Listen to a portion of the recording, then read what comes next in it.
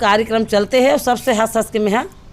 कौन कहीं नहीं कहा मोल का करे बर जो मोर कर्म में लिखा हुई थी हुई कौन बोलूँ और कौन मांगू तो का हुई ऐसे समय वो कार्यक्रम चलते छवे। पंडवानी में भी बहुत जगह कार्यक्रम करें कोनो ऐसे इनाम नहीं हुई तो मोर जगह बचे हुई एक ही इनाम मोर जगह बचे है वो इनाम के मोल इच्छा है अगर वो जी वो मिल जाए तो वो इच्छा मोर पूरा हो जाए लेकिन अब बोला साहेब जाने। जी जी बिल्कुल निश्चित रूप से दीदी आप मन जो इतना साल से करत आत हो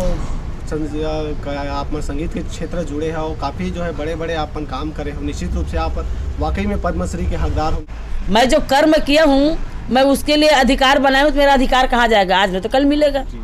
धीरज धर्म अमृत और नारी वापत काल पर रखियो चारी धीरज का फल मीठा होता है देगा।